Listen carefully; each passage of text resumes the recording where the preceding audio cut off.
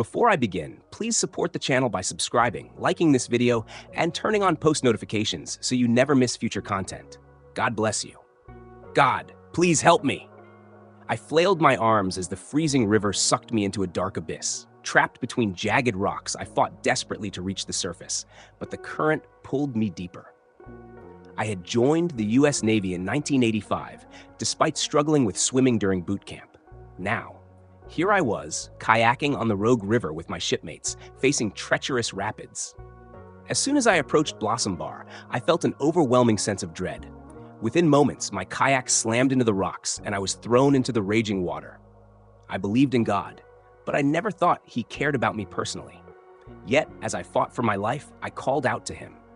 Suddenly, the darkness vanished, replaced by a dazzling light. The cold and pain disappeared. I felt myself being pulled through a narrow tunnel, surrounded by a love so pure, so overwhelming that I never wanted to leave. I emerged into a radiant space made of pure white clouds. 3 shimmering beings stood before me, each translucent like crystal, radiating warmth and peace. As if sensing my fear, they transformed, revealing themselves as angels. "You have arrived too soon," they said. "You must go back and finish your work. But since you are here, we will show you some things." They opened a book, and my entire life flashed before me. Then I saw my future, a faceless man and 2 children. One angel stepped forward. "I am Yashael. I have been with you since the beginning, and I will be with you for eternity. You must go back.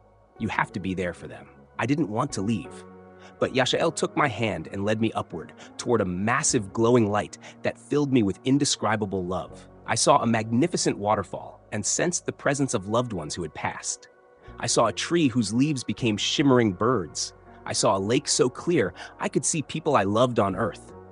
"You cannot cross the barrier," Yashael said. "Please," I begged, "let me stay." "When it is time, I will come for you," he promised. Then he placed his hands on my shoulders and pushed me backward. I fell at the speed of light, back into my body. The force of his push freed me from the rocks, and I shot to the surface. My shipmates pulled me from the river, but the memory of what had just happened vanished. Days later, I fell ill with bronchitis and was placed on bed rest. That's when the dreams began. A tunnel, 3 glowing beings, a book filled with images of my life, a faceless man, 2 children, a voice whispering, "You have to go back for them." 2 years later, I was stationed in Wales, and where I met a man named Phil.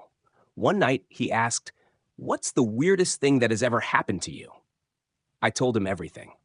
And somehow